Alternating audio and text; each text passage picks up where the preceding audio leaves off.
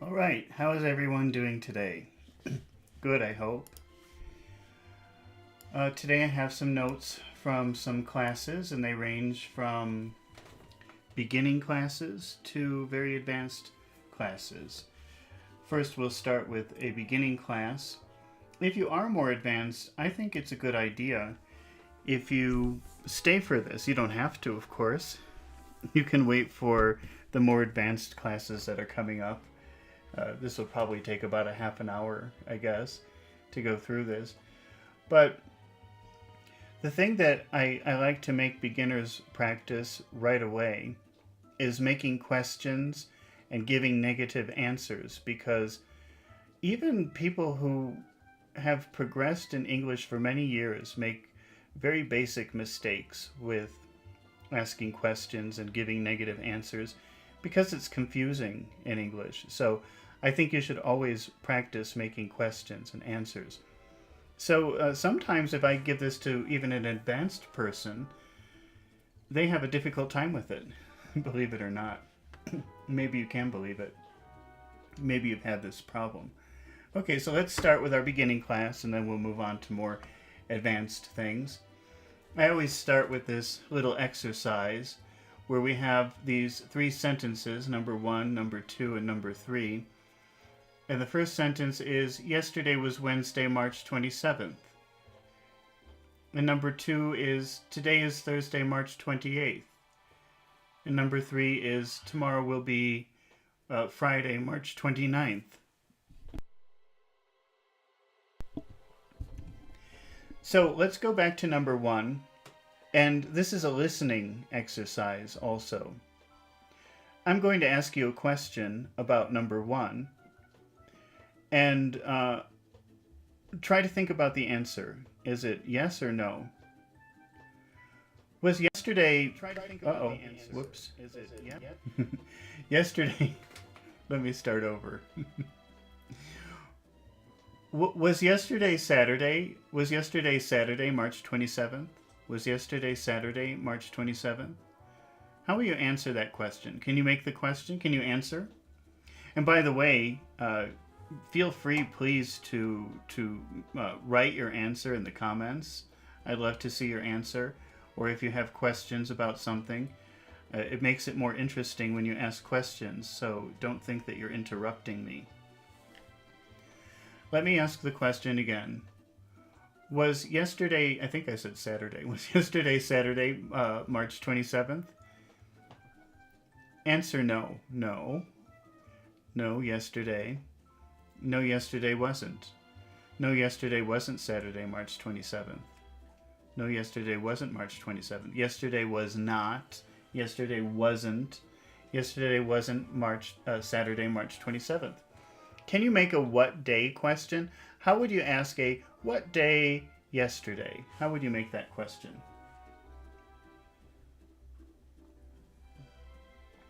What day? What day was yesterday? What day was yesterday? And what is the answer? Yesterday was Wednesday, March 27th. Let's move on to number 2. I will ask you a question about number 2. Think about how to answer the question. Is today Tuesday? Is today Tuesday, March 28th? Is today Tuesday, March 28th? Is today Tuesday, March 28th? Make sure when you say Tuesday, you give a little kiss. Mwah. Tuesday. Because if you don't, if you say Tuesday, I can't even do it, Tuesday, it sounds like you're just pronouncing Thursday wrong. It sounds like you're saying Thursday. So you have to give a big kiss when you say Tuesday. Is today Tuesday, March 28th? Is today Tuesday, March 28th? How will you answer no? No. Today is not. No, today's not. No, today isn't. No, today isn't Tuesday, March 28th. No, today isn't Tuesday, March 28th. How will you make a what day question? What day? What day is today? What day is today? And what is the correct answer? The correct answer is today's Thursday, March 28th. Today's Thursday, March 28th. Now I'm going to ask you a question about number 3. Listen to the question and try to think about how to answer it correctly. Will tomorrow be Wednesday, March 29th? Will tomorrow be Wednesday, March 29th? Will tomorrow be Wednesday, March 29th? How will you answer no to that question? No. No, tomorrow will not be. No, tomorrow won't be. No, tomorrow won't be Wednesday, March 29th. Can you make a what day question? What day will tomorrow be? What day will tomorrow be? And in spoken English, it would sound like what'll. Or what day'll tomorrow be? What day'll tomorrow be? Tomorrow will be Friday, March 29th. And in spoken English, that sounds like tomorrow will be Friday, March 29th. Okay, that's just a little warm up. Now let's talk about some higher numbers. We have these numbers in the 2000s. But there's an interesting thing that happens in English when you have a double zero in the thousands. There are 2 ways to say it. One way you probably know, and the other way you probably don't know. You probably know the first one. You probably know 2,100. That's probably what you learned. But really, when you have a double zero in the thousands,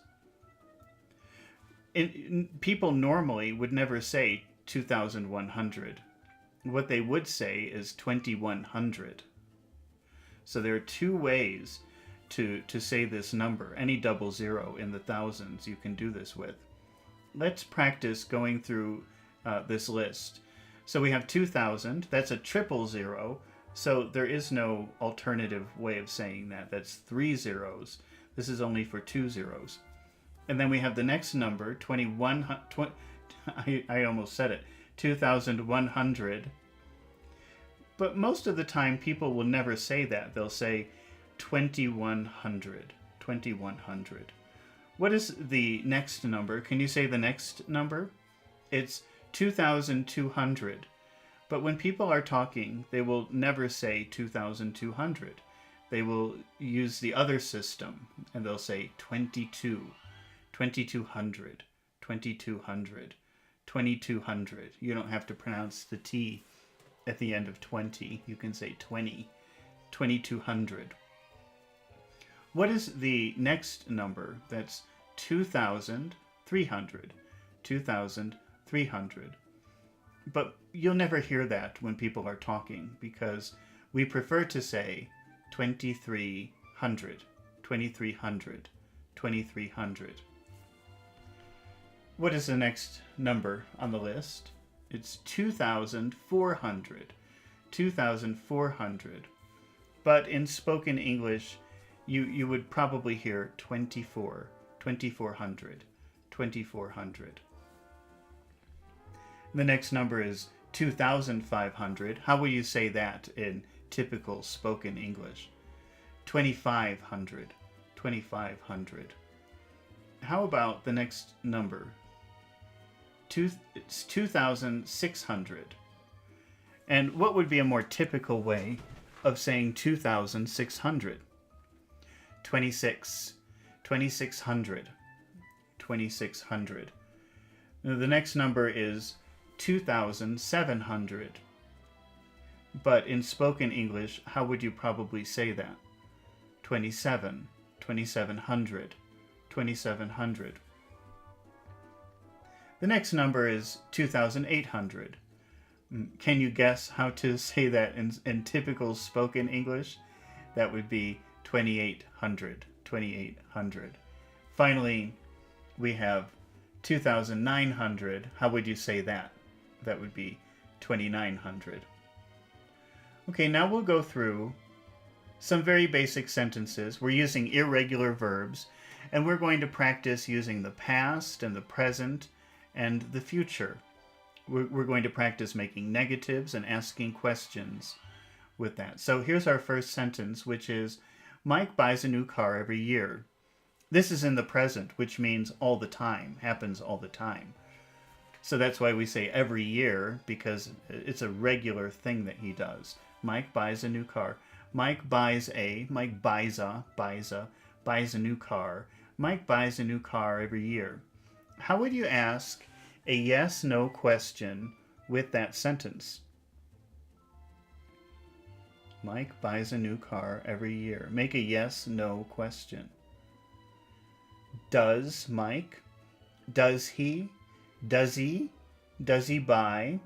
Does he buy a? Does he buy a? Does he buy a? Does he buy a new car every year? Does he buy a new car every year? Let's answer every year no, but last week yes. So first we have to say in the present the negative. How would you say every year no? No he doesn't buy. No he doesn't buy a. So listen to that slowly. No, he does not buy a. But in spoken English, it would sound like, no, he doesn't buy a. No, he doesn't buy a. No, he doesn't buy a new car every year. No, he doesn't buy a new car every year. But now we want to say, but last week he buy a new car. Last week is in the past. So how would you say that?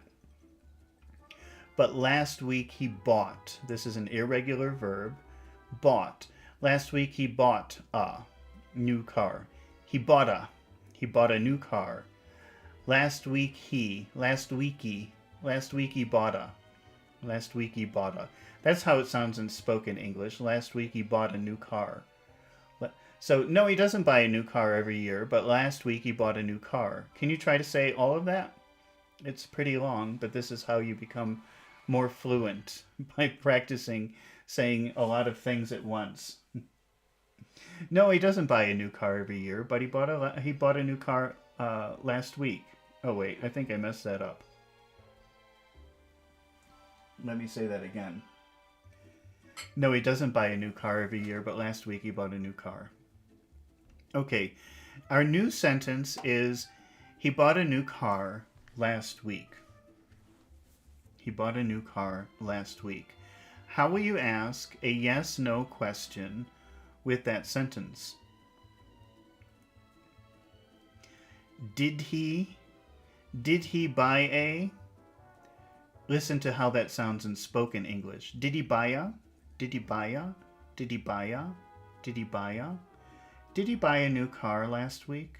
Did he buy a new car last week? Now let's answer no. Last week, no, but next month, future, we'll use will. So first let's answer no. Did he buy a new car last week? No. No, he did not. No, he didn't. No, he didn't. No, he didn't. No, he didn't buy a. No, he didn't buy a. No, he did not buy a. No, he didn't buy a. No, he didn't buy a car last week.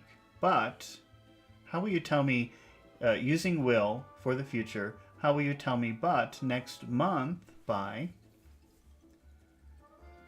But next month he will buy a, he'll buy a, he'll buy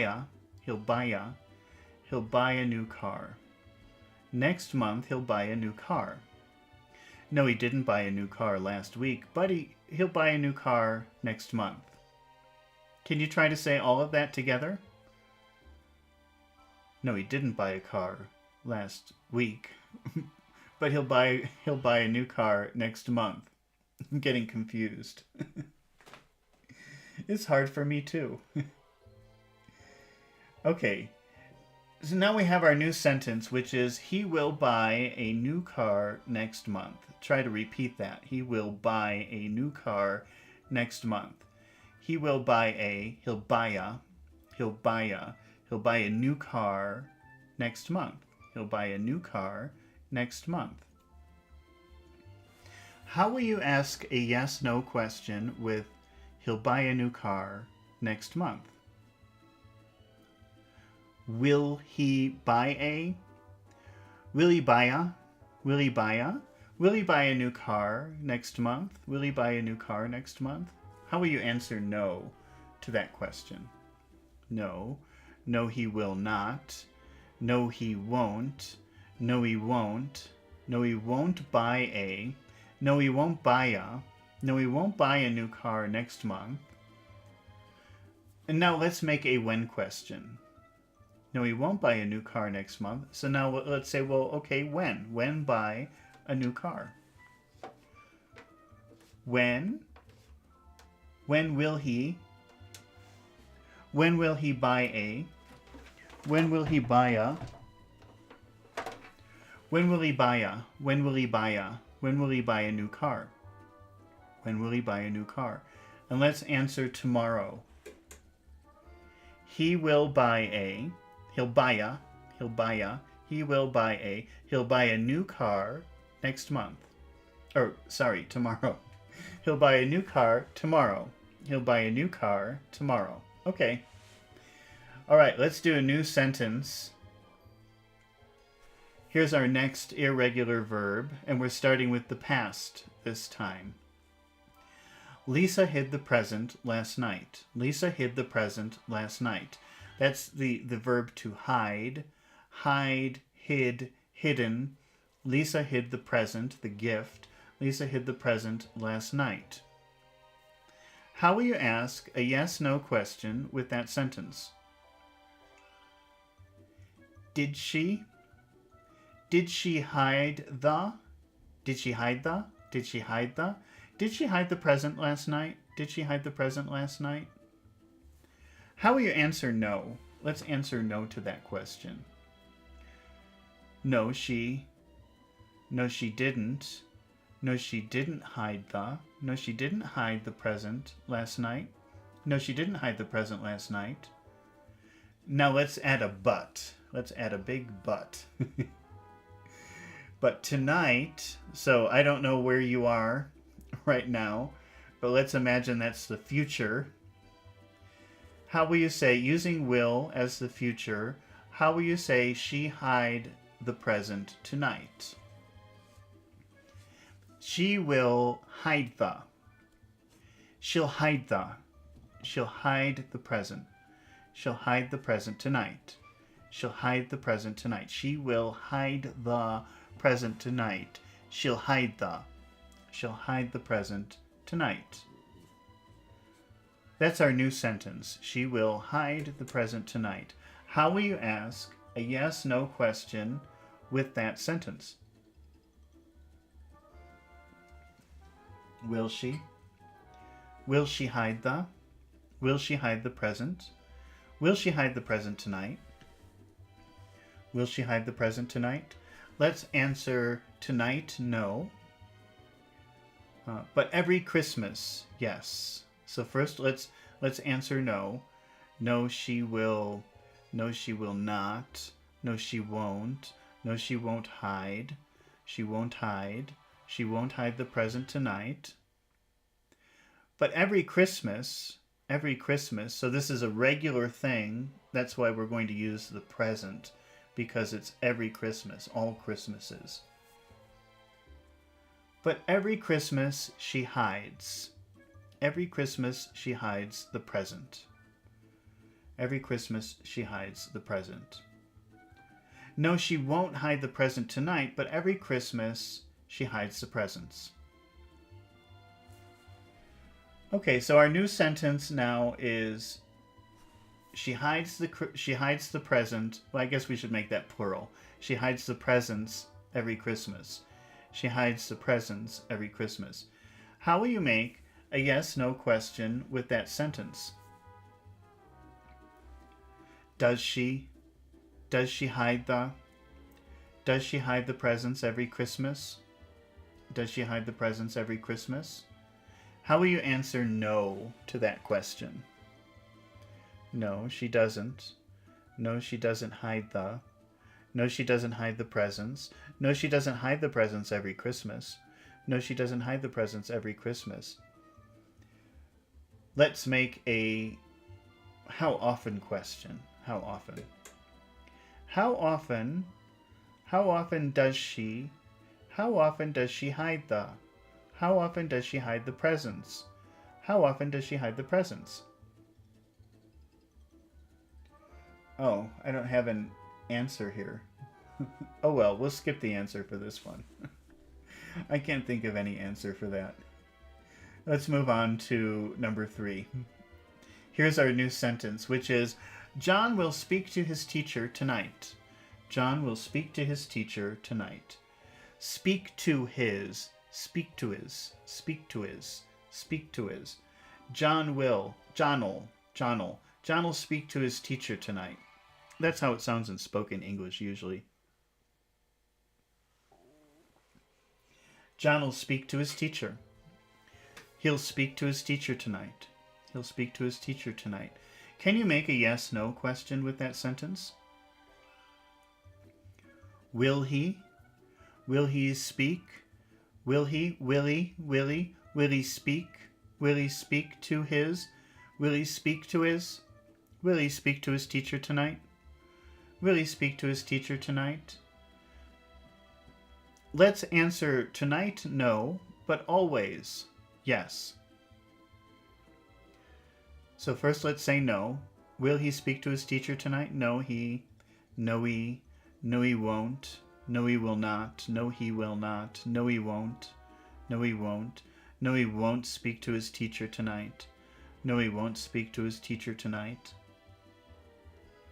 Now, let's do always. Because we're using always, which means it happens regularly, we have to use the simple present for that. But he always speaks to his teacher. But he always speaks to his teacher. You have to put that word always in a very special place. You cannot start a sentence with always. And you normally wouldn't finish a sentence with the word always. That goes in a very special place, that word. He always speaks to his teacher. But he always speaks to his teacher. He won't speak to his teacher tonight, but he always speaks to his teacher. Try to say everything together. That's how you become more fluent. You have to hold all of those words in your head at the same time and organize them. It's really hard. But he always speaks to his teacher. He won't speak to his teacher tonight, but he always speaks to his teacher. Okay, so our new sentence is he always speaks to his teacher. Let's make a yes-no question with that sentence. Does he always speak to his? Does he always speak to his? Does he always speak to his teacher? Does he always speak to his teacher? Let's answer no. Let's say no first. No, he doesn't. No, he doesn't always. No, he doesn't always. No, he doesn't always speak to his teacher. No, he does not always speak to his teacher. That's how it should sound, but the way people say it is, no, he doesn't always speak to his teacher. No, he doesn't always speak to his teacher. Now let's add a but. But yesterday, so now we have to use the past. But yesterday do you know the past of speak? That's an irregular verb. Speak, spoke, spoken. But yesterday he spoke.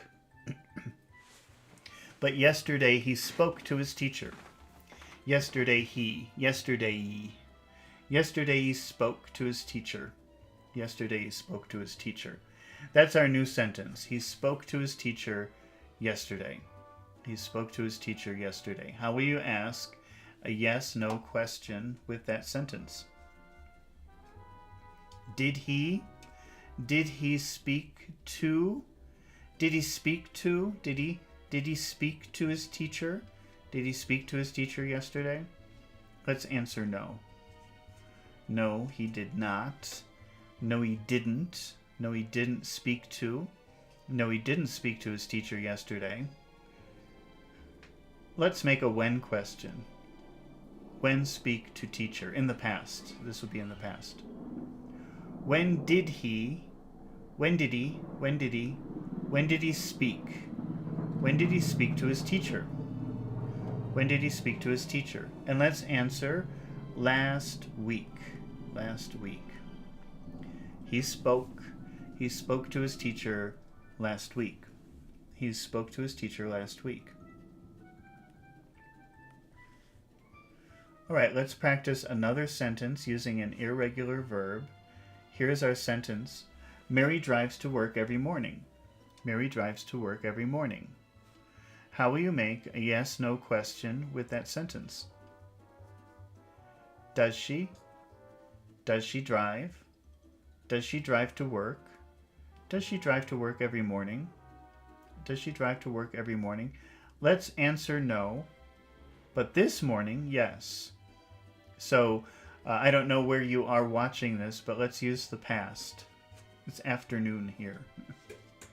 How will you say that in the past? Drive is irregular. Drive, drove, driven. But this morning, she drove to work. But this morning, she drove to work. She doesn't drive to work every morning, but this morning she drove to work. Try to say all of that together. She doesn't drive to work every morning, but this morning she drove to work. That's our new sentence. This morning she drove to work. Or let's say she drove to work this morning. How will you make a yes/no question with that sentence? Did she? Did she drive? Did she drive to work this morning? Did she drive to work this morning? Let's answer no to that question. How will you answer no to that question? Did she drive to work this morning? No, she didn't. No, she didn't drive. No, she didn't drive to work this morning. No, she didn't drive to work this morning.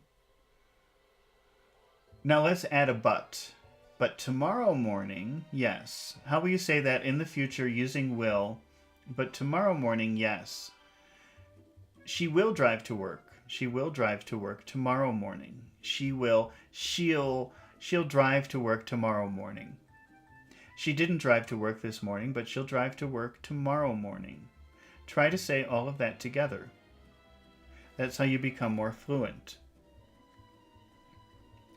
She didn't drive to work this morning, but she'll drive to work next morning. Oh, tomorrow morning.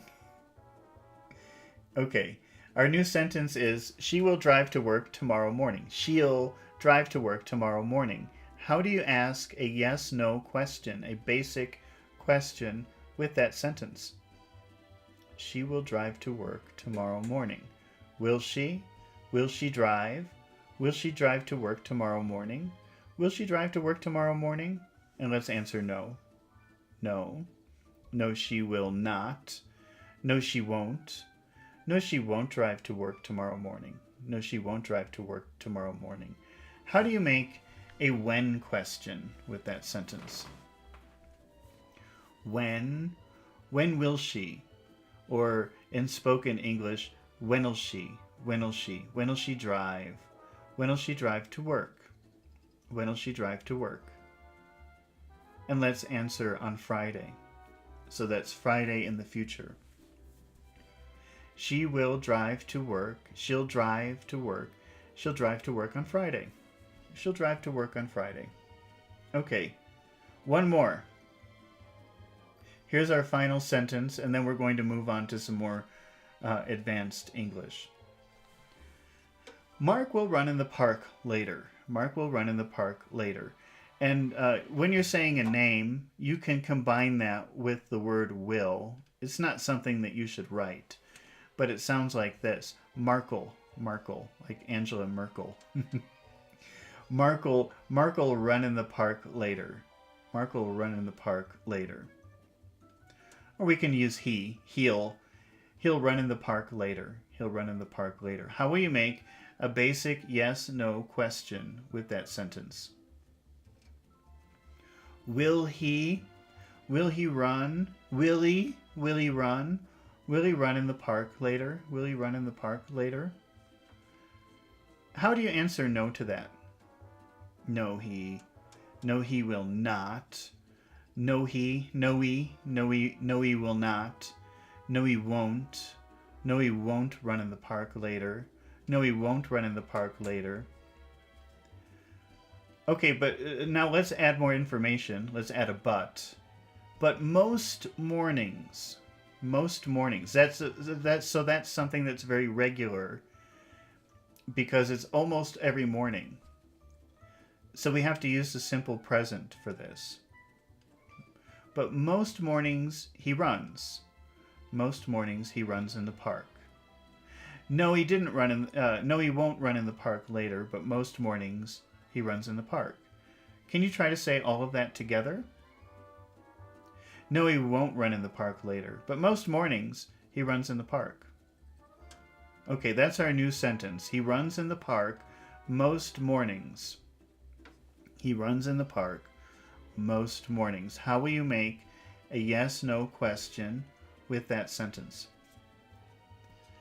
Does he? Does he? Does he run? Does he run in the park? Does he run in the park most mornings? Does he run in the park most mornings? And how will you answer no to that question? No, he. No, he does not. No, he doesn't. No, he doesn't run in the park most mornings. No, he doesn't run in the park most mornings. Now let's add a but. But last Monday, that's in the past, run is an irregular verb. It's run, ran, and then run again. So let's use the past, ran. And let's say last Monday. But he ran, Buddy ran. Buddy ran in the park last Monday. How will you make a yes/no question with that sentence? Did he? Did he? Did he run? Did he run in the park last Monday? Did he run in the park last Monday? How will you answer no to that question? No, he. No, he did not. No, he didn't. No, he didn't run. No, he didn't run in the park last Monday. Now let's make a when question. When, this is in the past. When did he run? When did he run? When did he run in the park? And let's answer over the weekend. So we're using the past. So that's the last weekend. He ran in the park. He ran in the park over the weekend. He ran in the park over the weekend. Okay. Well, that's it for the basic stuff for today. And now we're going to move on to something more complicated. And in my last video, when I did a live class, we talked about this question and I had to explain something in a lot of detail. And I'm going to explain it again because this is something that it's really difficult for people to remember. And these are really notes that I've taken from my classes. So the reason I did that last class, we talked about this topic last class, was because it happened to me. I was teaching a class like this. And then I was teaching this student again a few days ago, and he couldn't remember all of this because it's complicated. It's a little bit complicated. So I'm going to go through and review exactly what we talked about last class, and then we'll continue with an exercise practicing this. Okay, let's take a look. Let me see if I can. I just want to take this off the screen here. Okay. We're just looking at a very simple sentence here. He paid her. He paid her. But you can see that there are two people. There are two who's in this sentence. There's he and there's her. Those are two people, two who's. One is the subject, the source of the action, the origin of the action, and the other is the object, the receiver of the action. And if you want to make a who is receiving question, and if you look on the screen, I've made it very easy for you because I've made the receiving part gray so that we know we're talking about the object. The person receiving is her. If you wanted to make a who is receiving question, you follow the typical question rules. So you make the basic question. So we have he paid her. The yes/no question is did he pay her? Did he pay her? In spoken English, that sounds like did he pay her? Did he pay her? Did he pay her? And then once you have the basic question, then you can make your who question. You can say, who did he pay? Who did he pay? Who did he pay? Who did he pay? That's the typical way of making that question. If you wanted to use the word whom, which is the object form of who, that's pretty easy. You just say whom instead of who. Whom did he pay? Whom did he pay? But the word whom isn't used very much in conversational English. It's used more in formal writing. You will sometimes meet people using the word whom in spoken English, but 95% of the time, you probably won't hear it. Okay, so that's how you make a who object question, but it's funny because if you want to make a who subject question, it's very different. You don't follow the typical question rules. So the subject, the source of the action, is he. And if you want to make a who is doing the action question, you just substitute the subject with the word who. Who paid her? Who paid her? Who paid her? Who paid her? Now we have the same sentence here, but there's one difference. I've added a preposition. And that preposition is important because if you say he paid her, that means he's giving money and she's receiving money. But if you say he paid for her, she isn't receiving money. She's just receiving some kind of benefit. So that changes the idea. Using that preposition changes the idea. So that little word for is very important in the meaning of your idea. We have to pay attention to it. We have to take care of it, okay? And the typical way that you do this in English is very unusual. It's very different from other languages. Because what you have to do is make a who ... for question. So you just let that for stay in the place where it was originally in the sentence. It could be in the middle of a sentence, but you just leave it there. So you have the original question, who did he pay?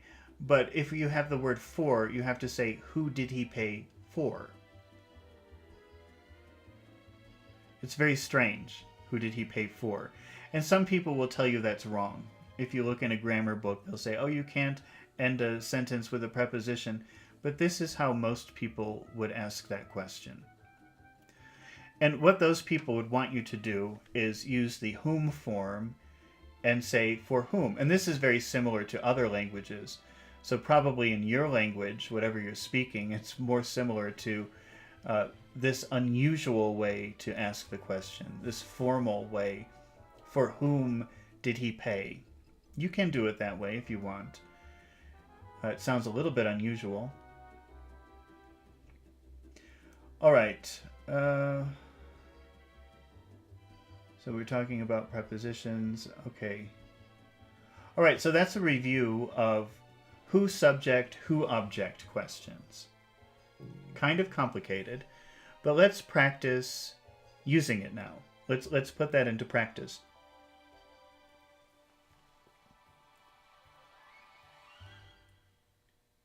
And let me just, I want to take this information off the screen. I don't want you to read it. I want you to listen to it and think about it and change these things in your head.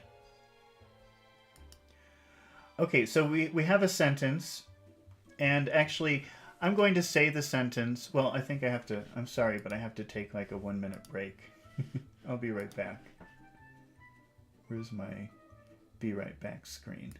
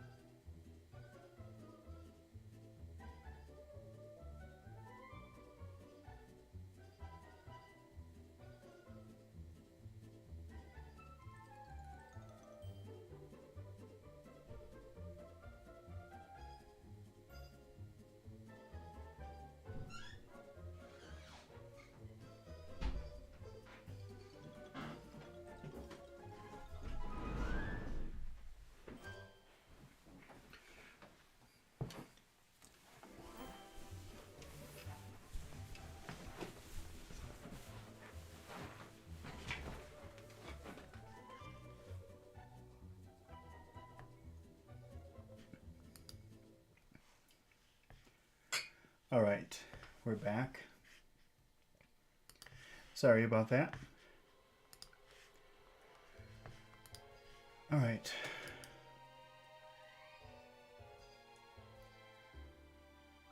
I'm just looking to see where we should start with this. Okay. So I'm just going to give you a sentence in regular spoken English. And I want you to try to repeat it if you can.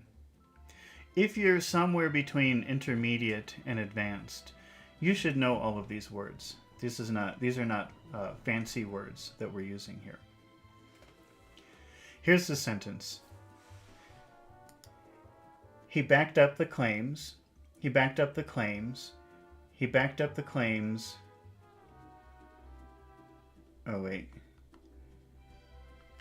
You know, I think I have to use my original exercise, because these are just notes and things aren't really connected very well. Let me just find it.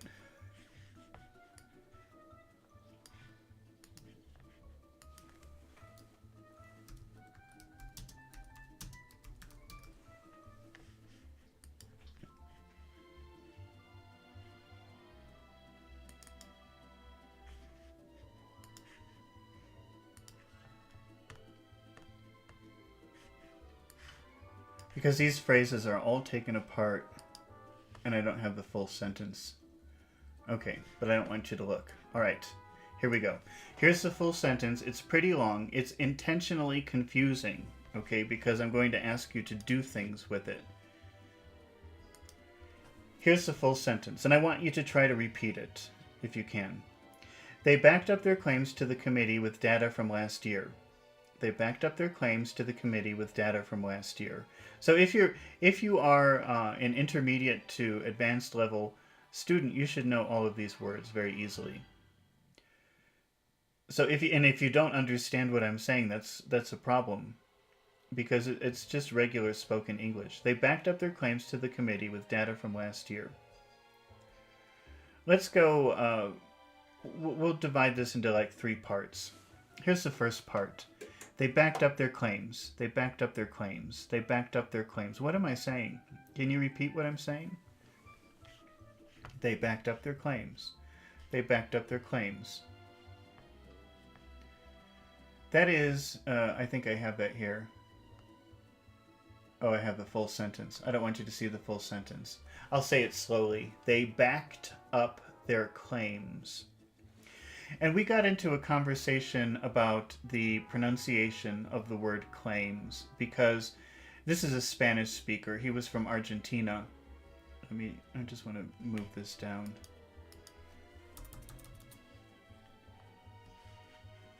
At first he thought I was saying clients, but really what I was saying was claims. And a claim is something that you say.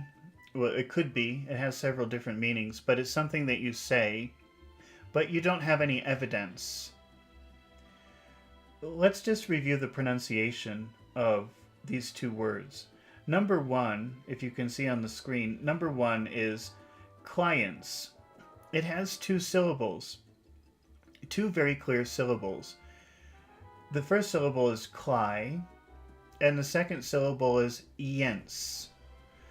Because cli finishes with a vowel sound, and because iens starts with a vowel sound, and this is really important if you're having trouble with pronunciation. If people are not understanding what you're saying, this is really important. This will help you a lot. You have to add an extra sound in between those two syllables. You have to separate them with a sound. In this case, it's going to be ye. So the way you say this word in a very clear way would be clients. You have one syllable cli, and then you have the other syllable yens. You have to push that extra sound in the middle. Clients, clients, clients, clients. And to me, I would never confuse number one and number two. They sound very different to me. Let's look at number two, claims. Claims is only one syllable. It does have extra sounds in there, but it doesn't have that extra push in the middle to separate the two syllables. And the way that you say number two is claims. Claims. So number one is clients, and number two is claims. Claims. And to me, they sound very different. Now, in my sentence, we said they backed up their claims. The next part of the sentence is to the committee, to the committee, committee, to the committee. They backed up their claims to the committee with data from last year. With data. Some people say data. Some people say data. I say data. They backed up their claims to the committee with data from last year. Try to say that whole sentence. They backed up their claims to the committee with data from last year. Okay. Now let's try to, now I'll let you see the sentence. Now you can see it. What does that phrasal verb back up mean to you? Because actually, when I was talking to my student, he said, oh, that's like making an extra copy.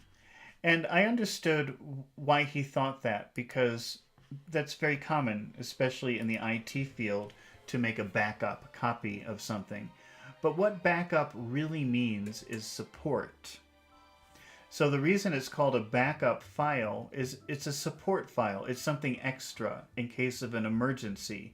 You can use that extra one. Everything is not lost. So really what backup means is support. And then we were talking about, imagine if you and your friend were getting into a fight. Let's see, if I get into a fight, will you back me? Oh, I forgot to put up. I didn't put up here. Will you back me up? It should be up. I'm not changing it. If I get into a fight, will you back me up? Will you support me? You know, somebody backing you up could just be standing here next to you saying, yeah, he's right. That's support. That's backup. Backup really means support. Okay, let's get back to our sentence, which is, they backed up their claims to the committee with data from last year. Now, back up is a separable phrasal verb. That means that you can put the object inside the verb. Can you do the inside position? How would you put the object inside of that verb? How would you say that? They backed up their claims. What is the object in this sentence? It's a very long, it's intentionally confusing sentence. It's very long, but what is the object of the verb? It's their claims.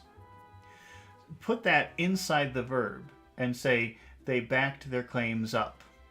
They backed their claims up. They backed their claims up to the committee with data from last year. They backed their claims up with data. They backed up their claims to the committee with data from last year. It's hard for me to say that. Okay. Now let's make a who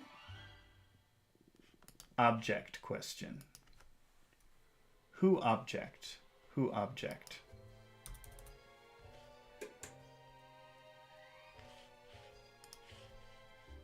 We have they backed up their claims to the committee last year. The committee is the object who here. Okay. Now, when we were doing this, his answer was, who did back up their claims with the committee who did back their claims up with data from last year? And he was actually he made a who subject question.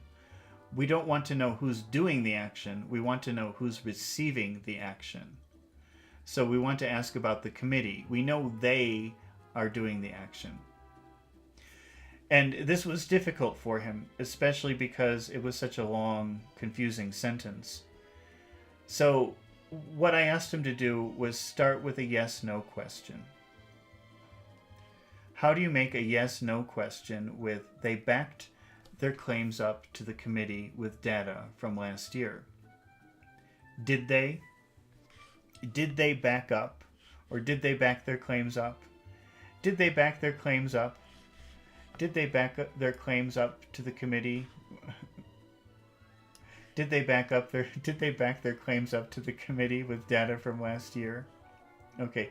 Now that you have the basic question, now you can ask a who is receiving question. This will be who to. Who to. Who did they back their claims up to?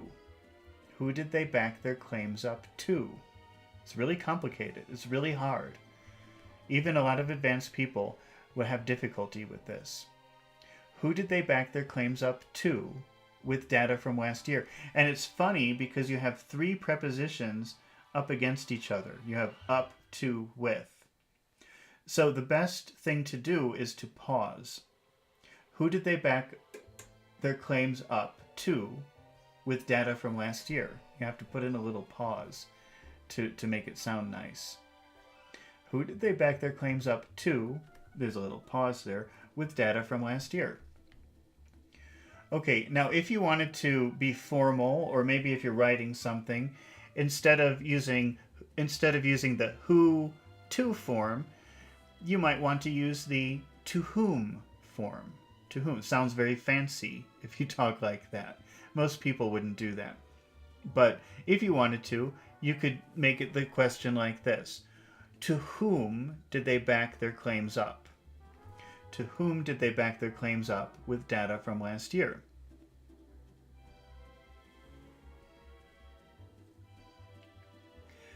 Now, let's make a who subject question.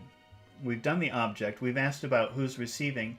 But if we take that sentence, they backed their claims up to the committee with data from last year.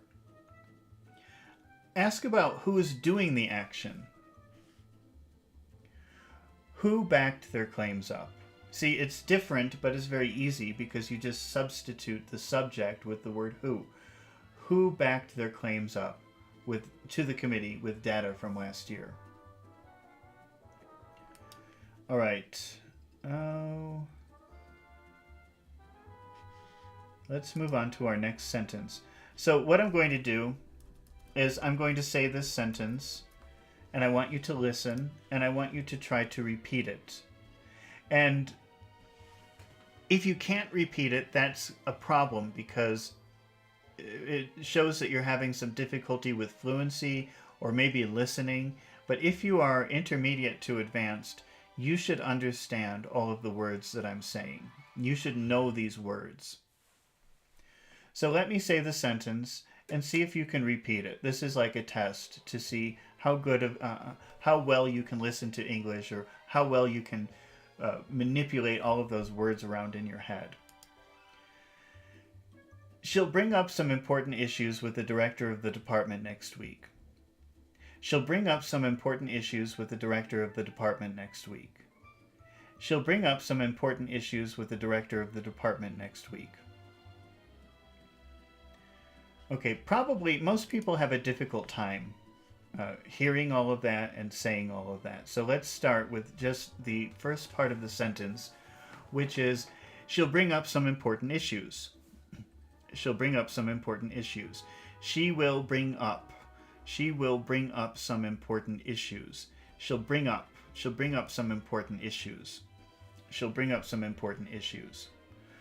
Now that's a phrasal verb, bring up. What does it mean? What does it mean to bring something up? It means to mention, to say. So she will mention some important issues. This is a separable phrasal verb. How would you take the object and put it inside the verb? She'll bring up some important issues. She'll bring some important issues up. She'll bring some important issues up. She'll bring some important issues up with the director of the department. With the director of the, listen to me say that quickly, with the director of the director of the department. With the director of the department. That's hard to say. She'll bring some important issues up with the director of the department next week. Can you try to repeat all of that? I know it's long. Everybody always complains about how long that is. But if you can do that, it's a way of helping your fluency, because you've got to think about all of those words in your head and arrange them, and not think in your native language. It's really a challenge. She'll bring some important issues up with the director of the department next week. Okay, I'll show you the sentence now.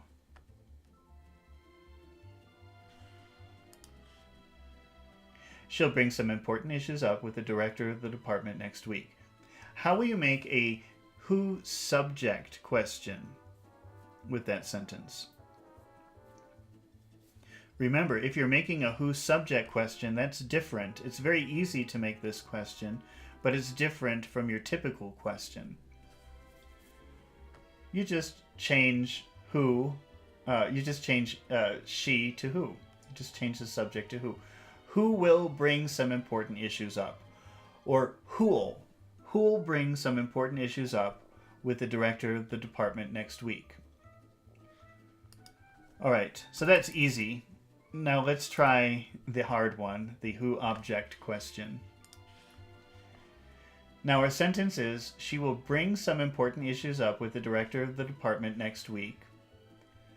Can you make a who object question? This is going to be who ... with. Who with. Who will she bring some important issues up with? Who will she bring some important issues up with? Who will she bring some important issues up with next week? And again, we have this situation where you have two prepositions hitting up against each other. You have to pause. That's the best way to do that. Who will she bring some important issues up with next week? You stop for a second. Okay, so we've got who will she bring some...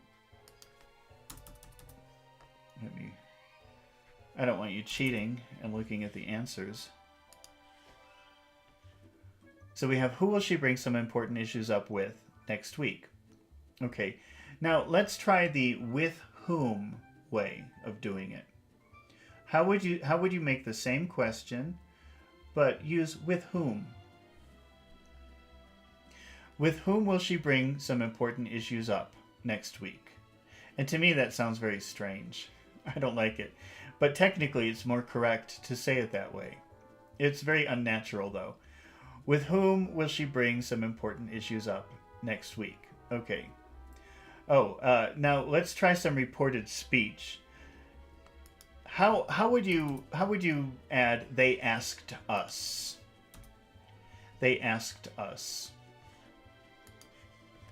Oh, you can see the answer.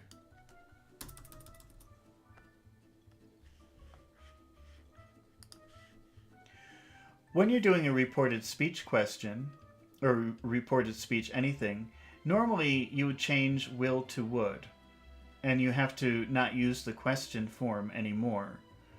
So the way that this question turns out is, they asked us with whom she would bring some important issues up next week. You change will to would, and no more question form. And you can use the contraction form of would. You can say she'd. They asked us with whom she'd bring up some important issues next week. Okay, let's try a new sentence here. So I'm going to say the sentence just in regular, normal, spoken English.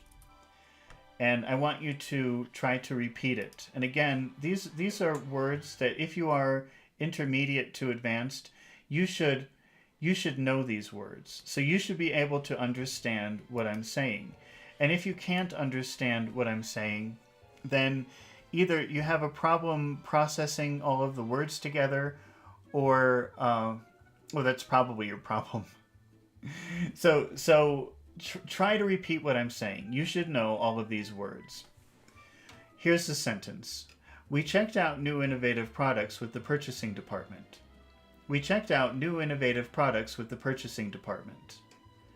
We checked out new innovative products with the purchasing department. If you're intermediate to advanced, you should know all of these words. Okay, let's just do the first part of the sentence if you were having trouble with it. We checked out new innovative products. We checked out new innovative products. We checked out new innovative products. We checked out new innovative products with the purchasing department. With the purchasing department. Okay, now I'll show you the sentence. Now that phrasal verb, check out, are you familiar with that phrasal verb? Do you know what that means, check out? That means like to investigate something, to see if you're interested in it. Usually it's used when talking about buying something. So if you check something out, it means like maybe going to the store and looking at, maybe you want to buy a new computer, but it's very expensive. So first you go to the store and you play with the computer, you see if you're comfortable with it. You're investigating it because you're interested in buying it. You can use check out to mean investigate things for other interests too. It doesn't have to be about buying, but it's used a lot when you're talking about buying something. We checked out new innovative products with the purchasing department. Okay, let's see. We checked out new innovative products with the purchasing department. Now, how would you make a who object question with that sentence? So I'll just bring this up onto the screen and you can see it. So I've grayed out the object part just to help you a little bit visually. How would you make a who object question? So this is going to be who ... with. A who with question. How would you make that?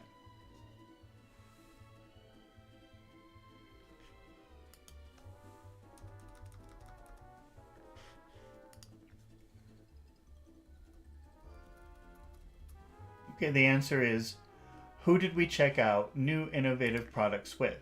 Who did we check out new innovative products with? That's a who ... with question. And check out is a separable phrasal verb. So how would you say it putting the object inside the verb? who did we check new innovative products out with? And again, we have this situation where one preposition is bumping up against another preposition. It's always a good idea to pause when you do that. Who did we check new innovative products out with? Can you make the same question, but let's use the more formal whom? So instead of asking a who with question, let's ask a with whom question. With whom did we? With whom did we? With whom did we check out new innovative products? Or with whom did we check new innovative products out? Okay. Now let's take that same sentence. We checked out new innovative products with the purchasing department, and let's make a who subject question. I'll just bring that up on the screen to help you think about that. You see, now we're asking about a different who. We're asking about the subject. How will you make that question? What is the correct way to ask who is doing the action? So remember, that's different. You have to use a different way of making the question. And the answer is who checked out? Who checked out? It's different, but it's easy. You just substitute the subject with the word who. Who checked out new innovative products with the purchasing department? Okay. Now let's move on to a new sentence, but unfortunately I have to take another minute break. I'm drinking too much coffee today. So I'll be right back. Don't go away.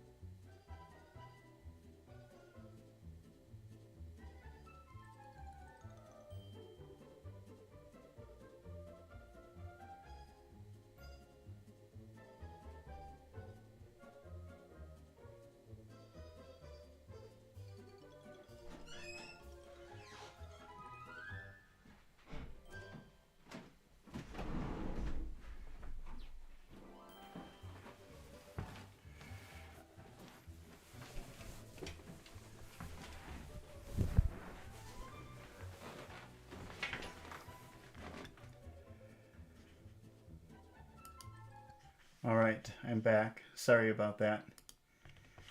Let's keep going. Okay, here's a new sentence. And again, this is if you are intermediate to advanced, you should be able to understand. You should know all of these words.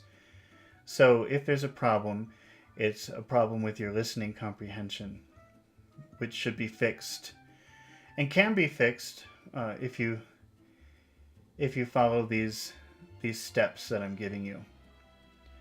So here's our new sentence that I want you to try to repeat. The manager's going to give back the I can't even read it. These are intentionally difficult sentences to remember and say. The manager is going to give back the report to the team with some suggestions. The manager is going to give back the report to the team with some suggestions. Okay, if you didn't get the whole thing, let's take it step by step. The manager is going to give back the report. The manager is going to give back the report. The manager is going to give back the report. We're using a phrasal verb, give back. It means return. The manager is going to give back the report. The manager is going to give back the report to the team. The manager is going to give back the report to the team. The manager is going to give back the report to the team with some suggestions. The manager is going to give back the report to the team with some suggestions. Can you try to say all of that? It's not, people always complain. They say, oh, I can't remember all those words. But it really is, if you think about it, if you can try to do this, it's a way of arranging words in your head, organizing things in your head, and you're not using your native language. You're just trying to keep all those words together. It really helps to build your fluency if you're having fluency issues. It also helps your listening. The manager is going to give back the report to the team with some suggestions. Okay, I'll show you the sentence now.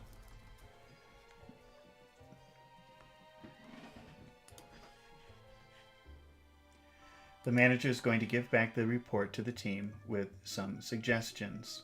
Okay, now this is a separable phrasal verb. That means that you can put the object inside the verb. So how would you do that? How will you change that? To put the object inside the verb. The manager is going to give the report back. The manager is going to give the report back to the team with some suggestions. Let me put that up here.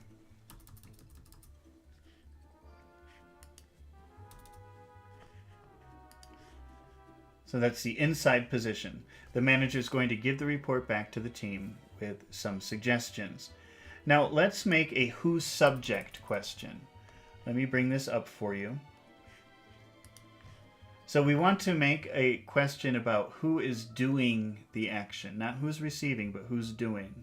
How do you make a who subject question? Who is doing the action?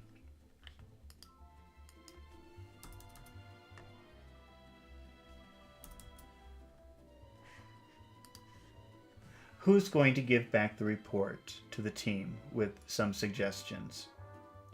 Who's going to give the report back to the team with some suggestions? Okay, now let's take that same sentence. And this time, let's make a who object question. How will you do that? How do you make a who object question? I've graded out here so you can see. If you're looking at the screen, you can see, because it's a very long, confusing sentence, you can see we want to know about the team. We want to ask who is receiving the report.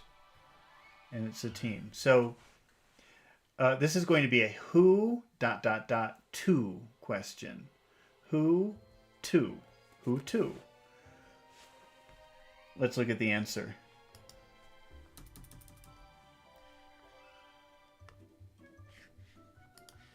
Who is the manager going to give the report back to with some suggestions?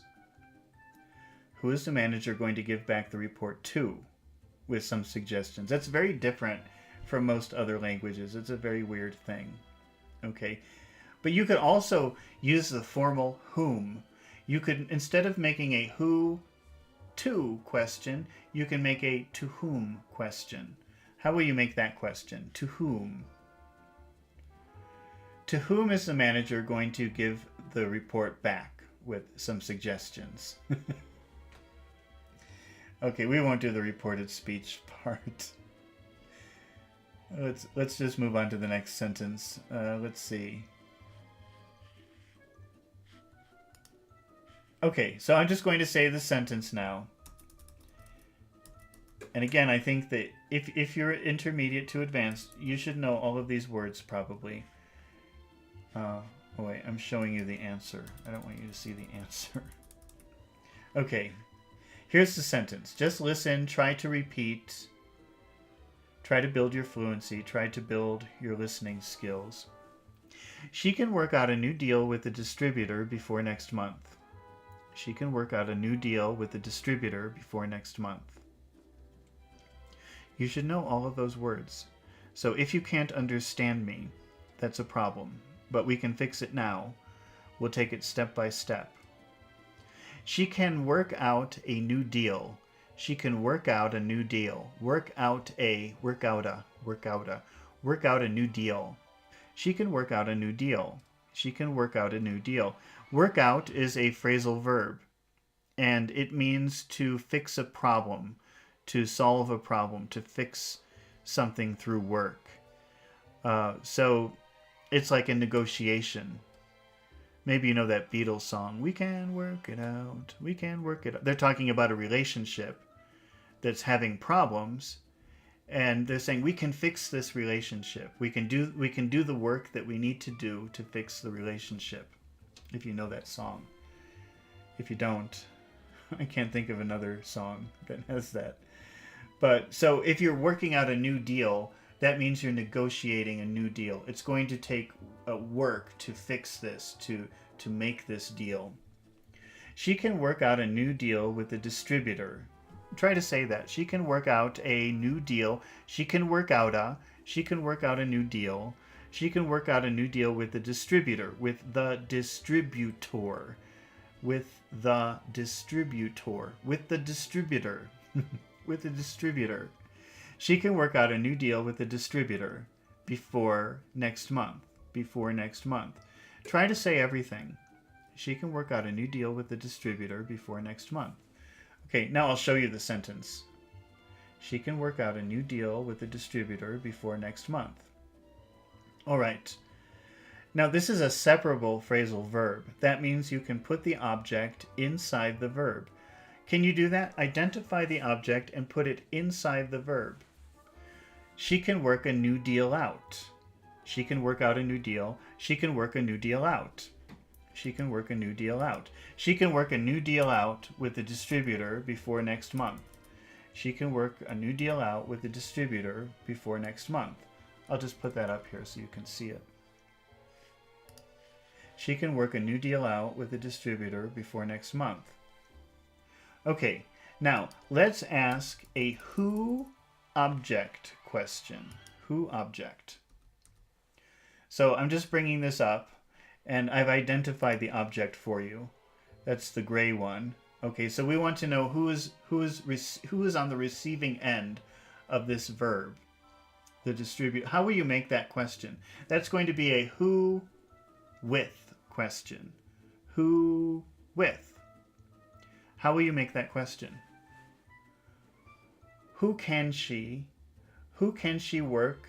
Who can she work a new deal out? Work a new deal out. Who can she work a new deal out with? Who can she work a new deal out with before next month? And because you have these prepositions next to each other, you have to pause, or it's a good idea to pause. She can work a new deal out. Who can... Oh, wait. I didn't put the question. Let me bring that up. So you can see the question. Who can she work a new deal out with? Who can she work a new deal out with before next month? That's a good idea to pause there after with. Who can she work a new deal out with before next month? All right, or you can make the same question. You can do the formal with whom. So instead of saying who with, you can say with whom. With whom can she? With whom can she? With whom can she? With whom can she work a new deal out before next month? With whom can she work a new deal out before next month? All right, now let's make a who subject question. So before we were asking about who is receiving, but now we want to know who is doing, who is doing the action. How will you make that question? Who can work a new deal out? Who can work a new deal out? Who can work a new deal out with a distributor before next month?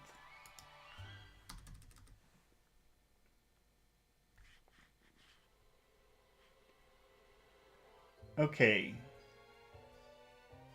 Let's move on to the next sentence. So I'm just going to say the sentence, and I want you to try to repeat what I'm saying. He figured out the bonus rates for each employee. He figured out the bonus rates for each employee. The vocabulary in these exercises is not complicated. You should know all of these words if you're intermediate to advanced. He figured out the bonus rates for each employee. He figured out the bonus rates for each employee. Were you able to get that? Let's chop it in half. He figured out the bonus rates. He figured out the bonus rates. Bonus rates. He figured out the bonus rates for each employee. For each employee. So employee sounds like chemployee because of each. Each employee. And for each sounds like for each. For each employee. He figured out the bonus rates for each employee. So I'm just going to put that up on the screen.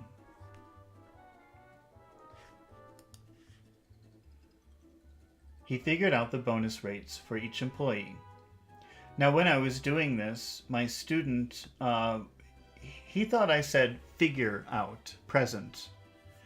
And the reason that he thought that was because when you have a word that starts with a vowel sound, it usually takes the sound of the word before it.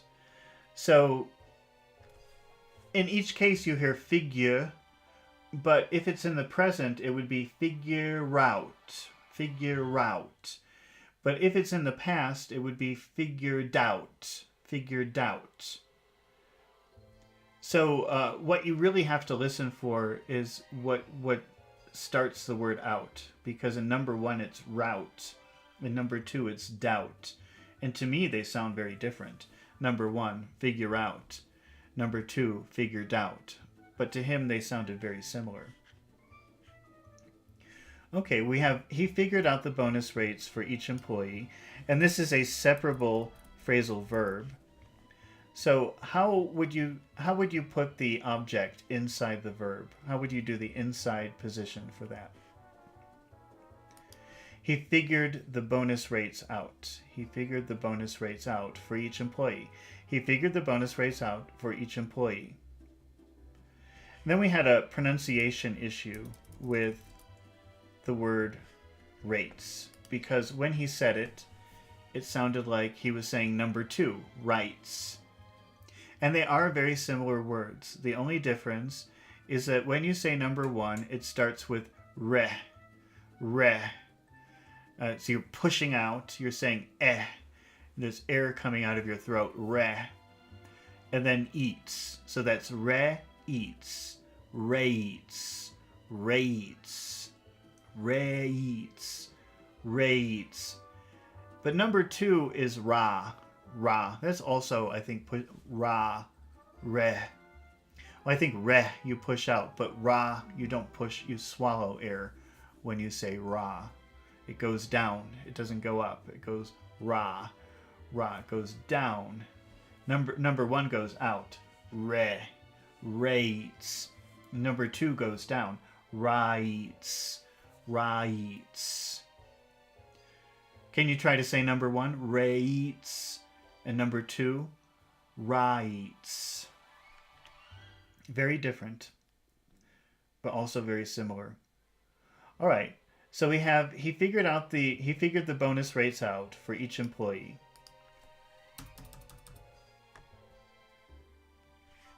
How would you make a who subject question with that sentence?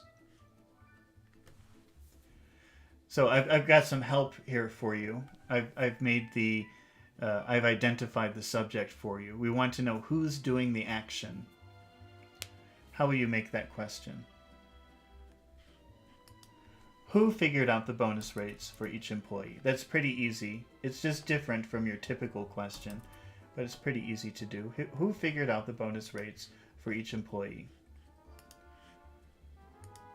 Okay, but now let's do the other one. Let's ask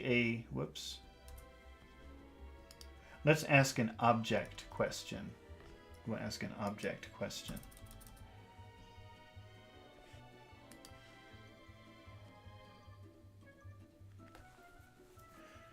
So I've helped you. I've made the object gray. I've identified the object for you. This is going to be a who for question. Who for? How will you make that question? Who did he? Who did he? Who did he figure out the bonus rates for? Who did he figure out the bonus rates for? Let me put that up here. Who did he figure out the bonus rates for? Okay, or we can make a whom question. We could say for whom. How would you do that? How would you ask it using for whom? For whom did he? For whom did he? For whom did he figure out the bonus rates? For whom did he figure out the bonus rates?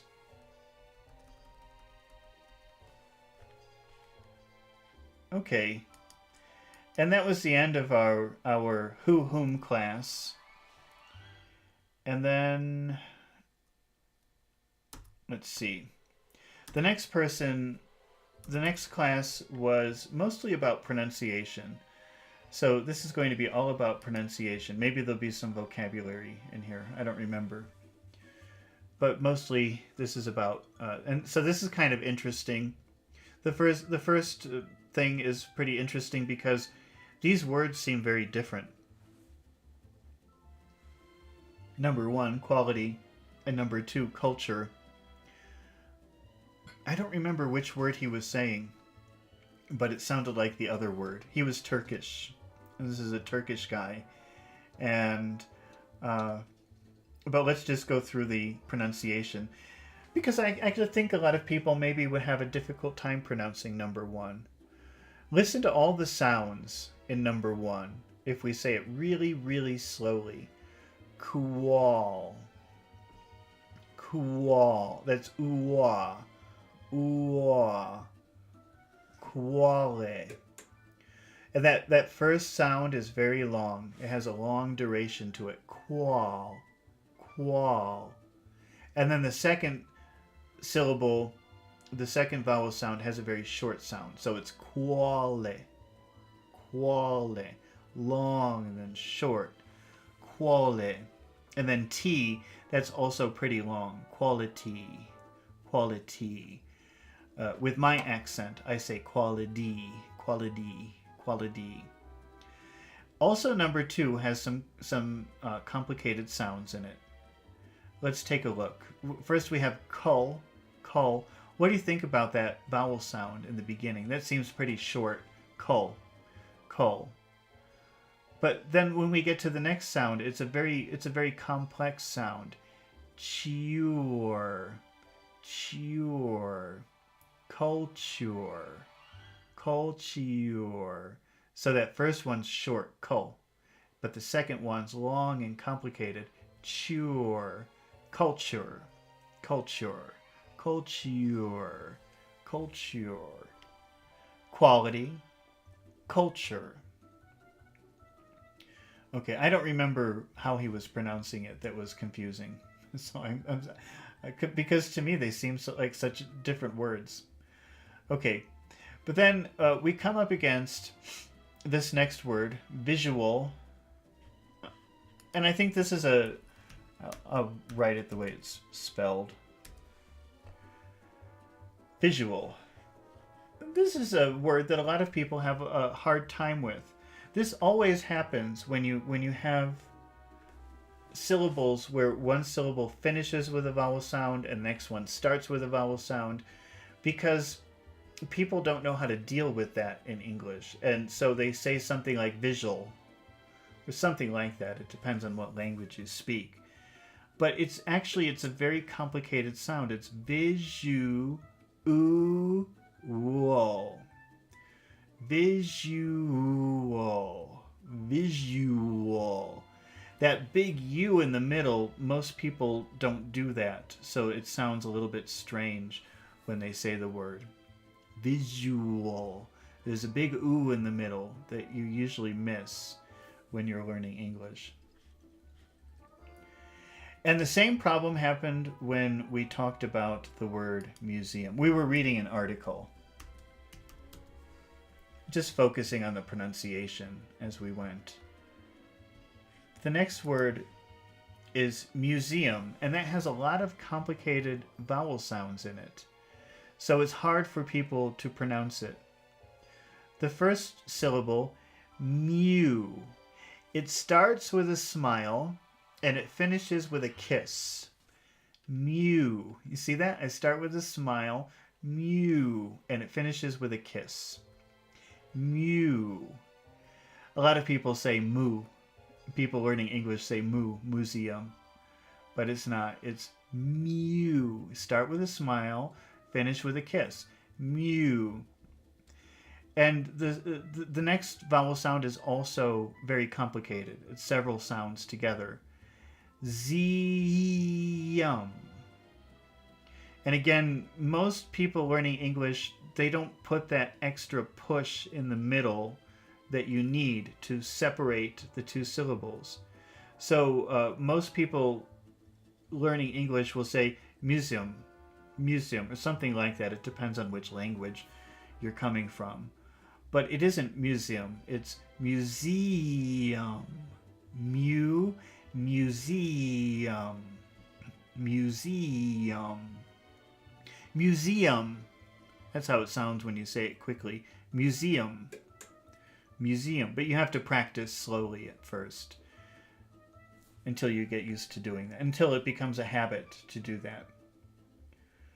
All right, the next word we have is accessible. I don't remember why we had a problem with that word. I don't remember how he pronounced it. But that first sound can be pretty tricky. The way that I can only tell you the way that I pronounce it. This could be different in the UK or Australia. But the way that I say it sounds like this. Ayak. Ayak. Ayak. Ayak. That's very North American sounding. It's different in other types of English. Ayak. Ayak. Accessible. Accessible. I think we were probably having problems with that first sound. Okay. So you can see a pattern, though. You can start to see a pattern with this person, but mostly with everybody. So probably, I don't know what language you're speaking, but you probably have this issue because almost everybody I work with from all over the world, they always have this issue. These complicated vowel sounds. This word, educate, has some pretty complicated sounds in it. The first part is easy, ed. But it's when we get to the second part, which is Jew. This is the smile kiss sound again. You, ew. Start with a smile, finish with a kiss. You, edu, edu. And then we have the long, so it's ed, which is short, ed, and then chew, very long, edu, edu. Can you hear how one is very short, ed, but the other one is very long, jew, jew, edu. And the final sound, Kate, that's also long, that's e, Kate. Can you hear the two sounds? Kate. Most people miss these little extra sounds in the vowels. And I think that's one of the difficult things about pronouncing English. So the more you practice this, the more your accent will improve quite a bit. Educate. Educate. And you see this thing just keeps happening again and again. We have... wait, let me adjust something here. This whole class is just me trying to help him fix this one problem. Because it's the same sounds happening again and again. Why do I have this word twice? Technological. Oh, here's why.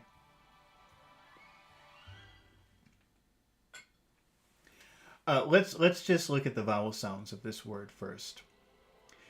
Tech. Tech. What do you think about that first vowel sound? Is that a big, long vowel sound, or is that a small, simple vowel sound? It's pretty small and simple. Tech. Tech.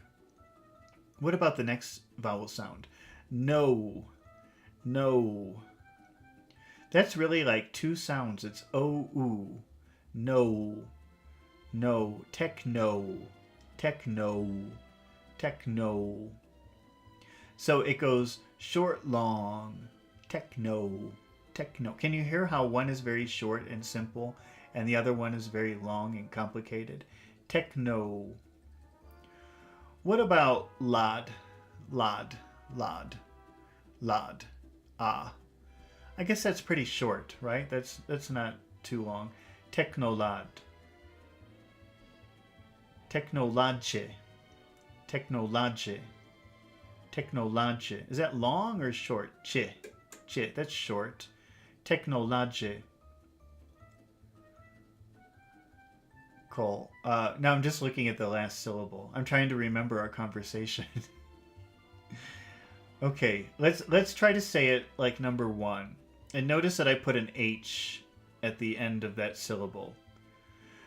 The reason I'm putting the H there is because you have to kind of breathe out, or you have to push out air, like an H, when you do that. Call, call, call. You should feel some air pushing out when you say that. Technological. That's the H. That's why I have the H there. Technological. Let's try to say it like number two. That would be with no air. Technological. Technological. I suppose you could say it like number two if you wanted, but I would pronounce it, I think, like number one with some air. Technological. Pushing out some air when I'm doing that. Okay, our next word is undoubtedly. Undoubtedly. I'm not sure why we were talking about this word. I don't remember how he was pronouncing it. Probably it was because of the word doubt, though. So let's just look at the whole thing. Let's just look at the whole word. Un. What do you think about that? Un. Is that a big sound or a little sound? A long sound or a short sound? I think it's short. What about the next vowel sound? Doubt. Doubt. That's a-u. That's a-u. Doubt. Undoubt. Can you hear how compare un with doubt? It's doubt is very long compared to un. Undoubt. What about Ted? What do you think about Ted? Is that long or short? Ted. Undoubted. Undoubted. That's very short.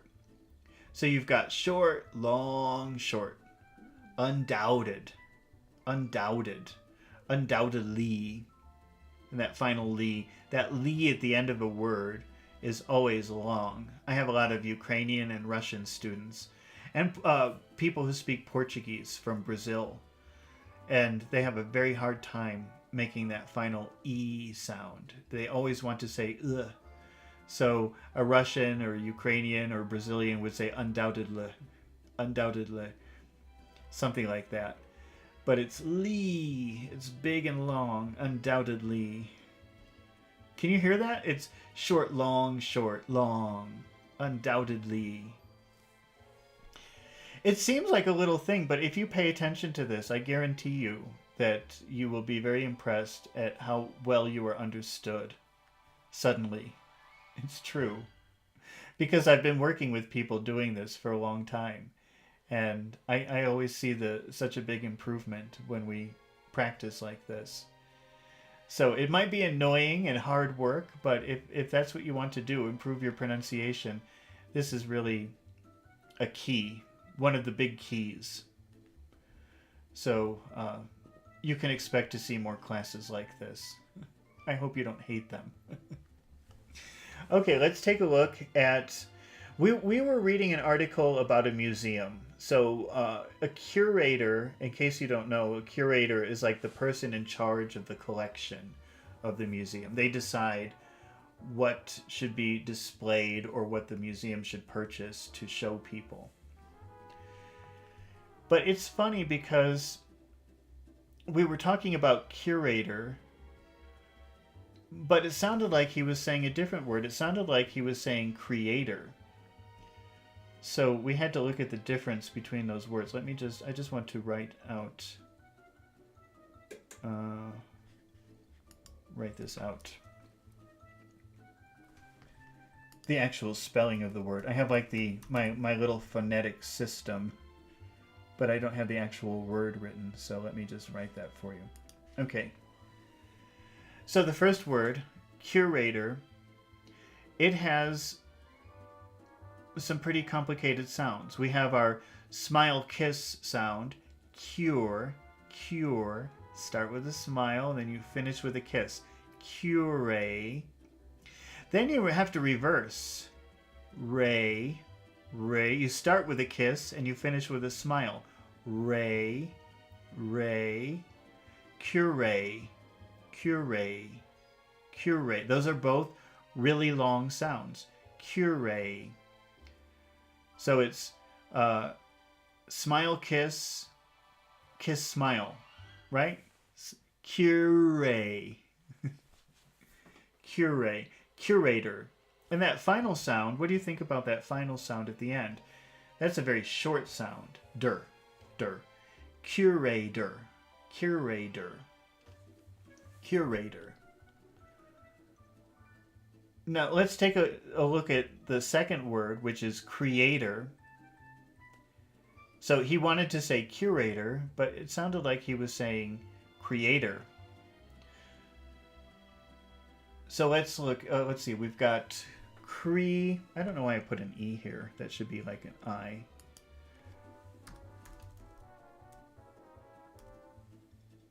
There we go. So this is cree. That's the first syllable. Cree, cree. And the second syllable is a. Cree.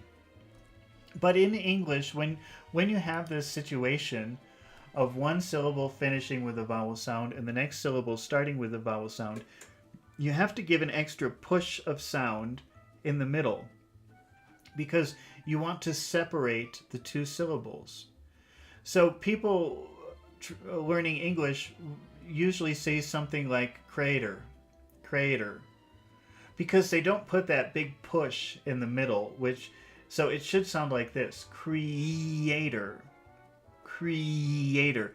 You have to really push that sound out to separate the two vowel sounds. What did I do here? I really didn't. Okay. Better. No. I don't know what I was thinking when I typed this out with. This is not usually how I spell these things. Okay. So, we've got creator. Creator. Let's compare that to number one. Number one is curator. Curator. Curator. And number two is creator.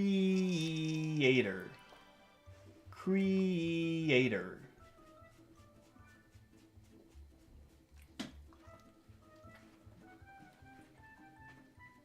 I noticed a mistake. Another one. Let me get rid of it. Oh, I guess it's a software issue because I'm trying to change this and it's not letting me. Let's see. So I thought it was me making mistakes, but I think it's the software. I'm using OpenOffice word processor, and I think it has a little glitch. Okay. So number one, curator. Number two, creator. Creator. And number three, which is also a word, crater, that's what it sounds like if you try to say number two without that push in the middle. So number two is with the big push in the middle, creator. But number three is crater. Crater. So it's just like number two, except there's no big push in the middle to separate the two sounds. Number two, creator. Number three, crater.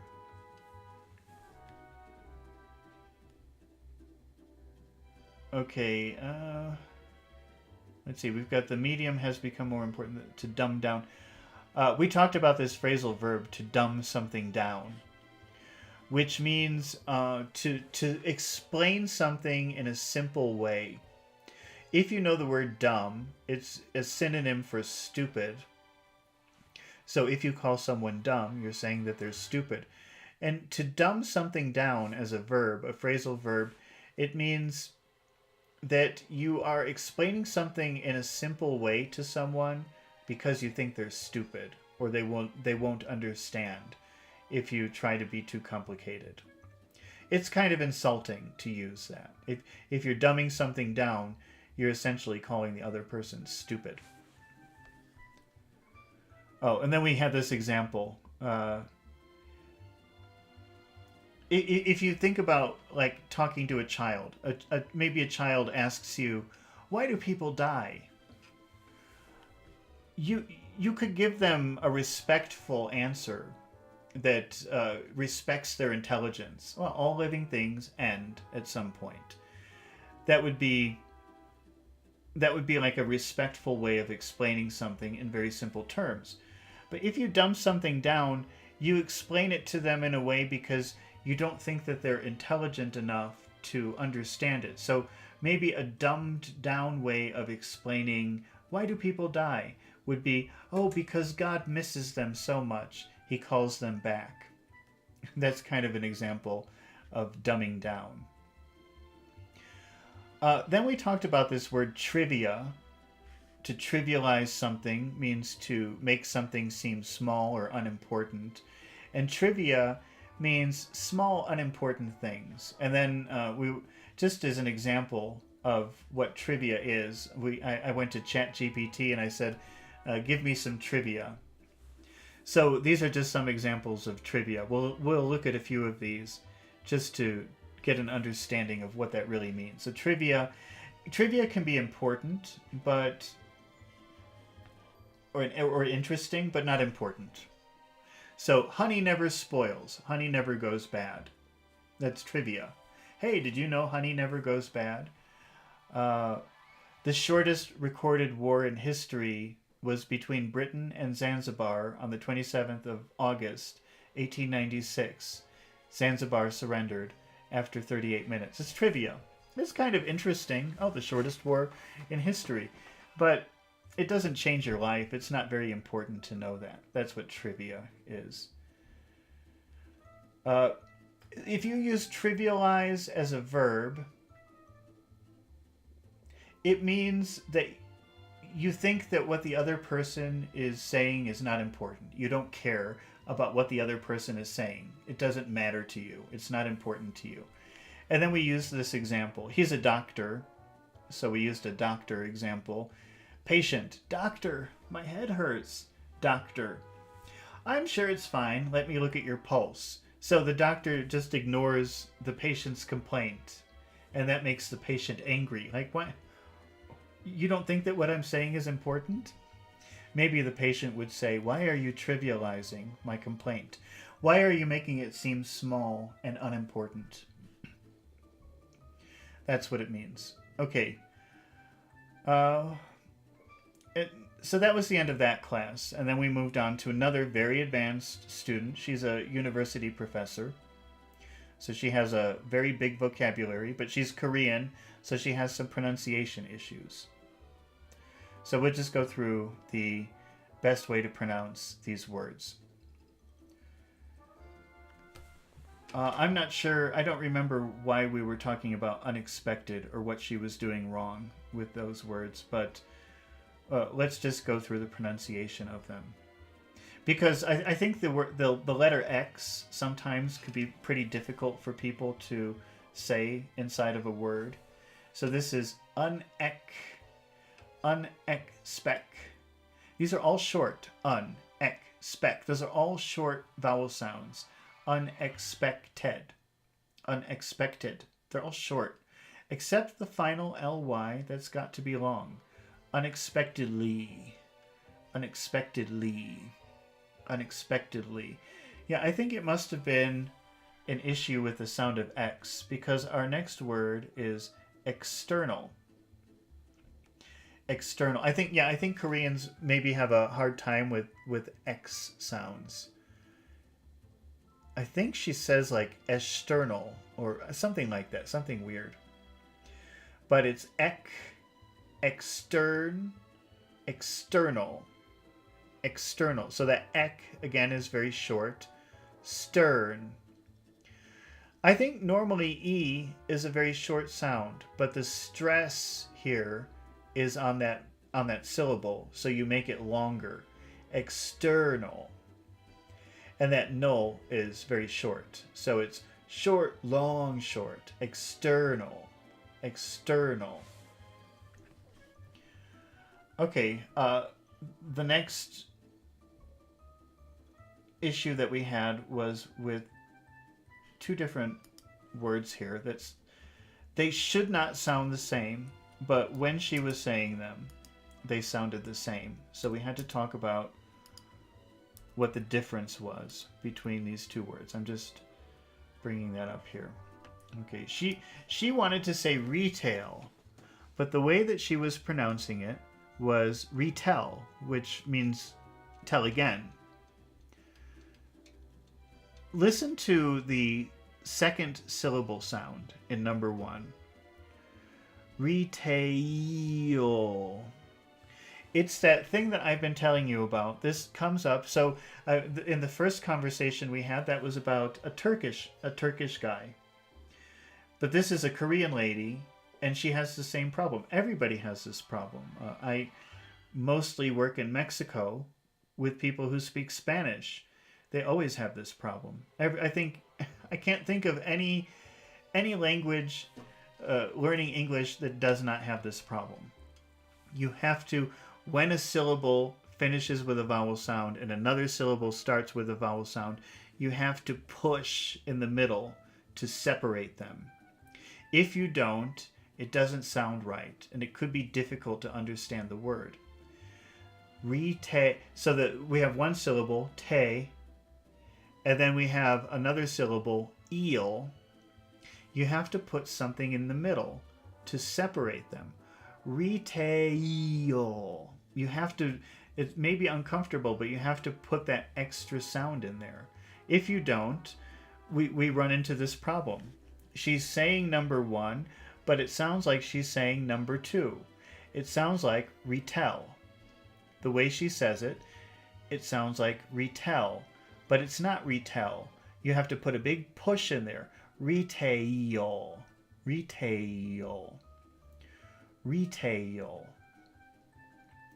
Okay, our next word is federal. Federal. Those are all short sounds. Federal.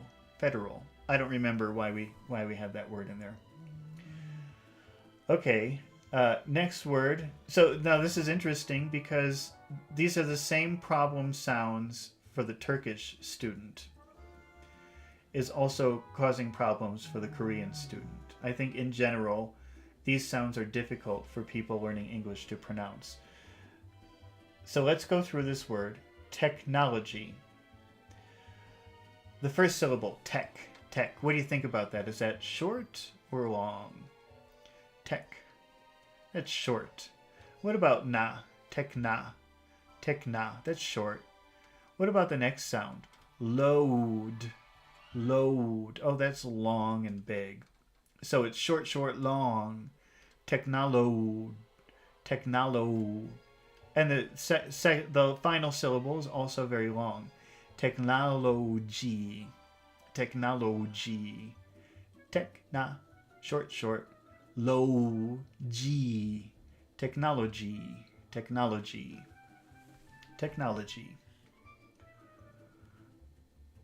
All right.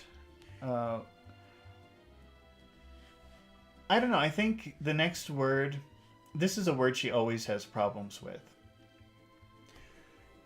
And I think it's just difficult for Korean people to combine the R sound with certain other sounds.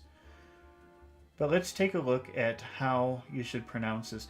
I think, well, here, okay, let's start with the first syllable. Per. Is that long or short? Per. That's short. I think the place where we get into trouble, especially for Korean people, maybe for a lot of Asian people, is they want to pronounce the next sound full. So she wants to say performance. Performance. Actually, that sounds kind of British.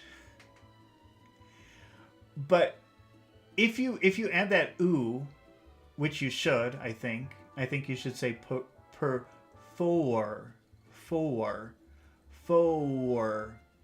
So it's like 3 sounds. Four.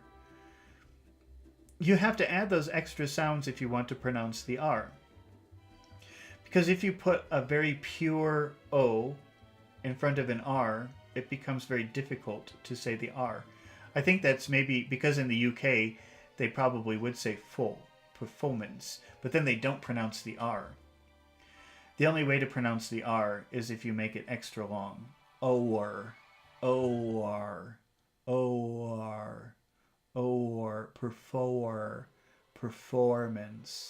performance. Okay, let's take a look at the next word. And again, I think this might be a Korean problem. She has a very difficult time with pronouncing the J sound. She likes to say something like jeune, something like that. But it starts with a D. If you want to pronounce a J sound, you have to start like you're saying a D. Journal.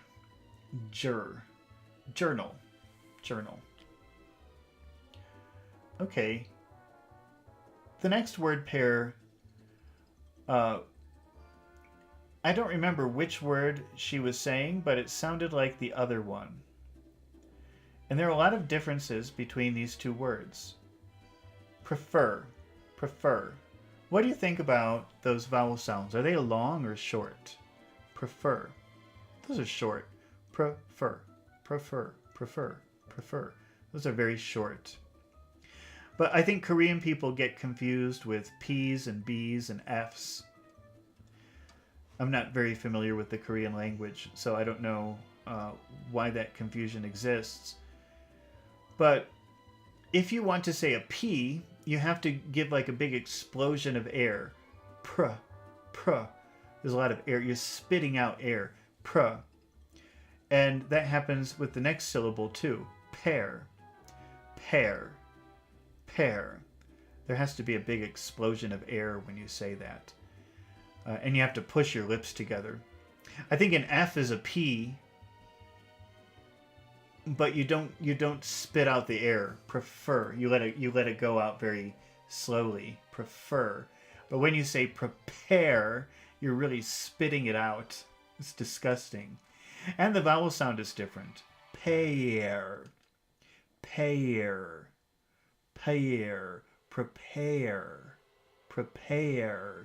Number 1 is prefer. Very simple sounds. And number 2 is much more complicated. It's prepare.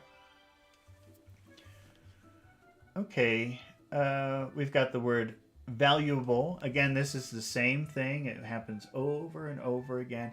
If you could just get this into your head and make it a practice to do this, it's something that will really help your pronunciation. We have the word value. We have that syllable lu. And then the next syllable is able. So we have to push in the middle to separate them. So it's very clear that you're saying two things. You're saying lu, able. You join them with a big oo. Luable. Valuable. You have to separate them phonetically with an extra sound. Valuable. If you don't do that, it sounds like valuable. And maybe people will understand you, maybe not. It depends. Depends on what kind of day they're having, I guess. Okay, long term, I'm not sure why we had that. Let's look at this next word, quantitative. That has a... well, let's just look at the vowel sound at the beginning. Quan. That's ooh-ah. That's very long. Quan. What about ti? Is that long or short? Quante. Quante. It's very short. What about tei? Tei. That's very long. It's two sounds. Tei. Quantity. Quantitative. Quantitative. Quantitative. Quantitative. With my accent, I would say quantitative. Like a D sound. Quantitative. Okay, here we come again to the same problem. Everybody has it. It never goes away. You just have to keep practicing. Initial. Well, actually, no, I don't think that shul, you wouldn't really say initial. No, that doesn't happen here. I don't know why we were talking about that one. But let's move on to the next one here, which is cost and coast. If you say number one, it's uwa, cost. The way I'm pronouncing it, it sounds like I'm from New York or New Jersey. That's how they talk. Cost. I'm exaggerating the sounds for you so that you can hear it, because in regular speech it's just cost. But in New York or New Jersey it sounds like cost. It's very exaggerated. Cost. How much does it cost? But I would do it a much lighter version, cost. But it's still wa. It's just softer. Wa. Cost. Cost. Cost. But number two is ou. Ou. Coast. Coast. Number one is cost. And number two is coast. There's a big difference. Maybe not to you. Maybe you don't hear it. But there is a big difference. Cost, coast. Okay, next word is financially. I don't remember why we put that word. I'm going to skip that. Okay, and again, this next word pair, lap and lab. She was saying lab. She was saying number two. But it sounded like she was saying lap. And P's and B's are very similar. But the only one difference is that when you say lap, you should have to spit the air out. This is a very Korean problem. I don't know what other languages have this problem. But when Koreans are trying to speak English, this is a problem. They get confused with B's and P's and F's. They're all very similar sounds. Or they're physically similar with little differences. So when you say lap, you should be spitting air out. Lap. Lap. And a P is just a B, but with no air. You don't let out any air. Lab. Lab. You let out a little bit. But it's not spitting. Lap. That's number one. Lap. And number two is lab. Try to push the air back in instead of spitting it out. Lab. Lab. Number one is lap. And number two is lab. All right. Well, I think that this is a good place to end for today. Thank you for watching, and I hope to see you again soon with my next live English class. And until then, goodbye.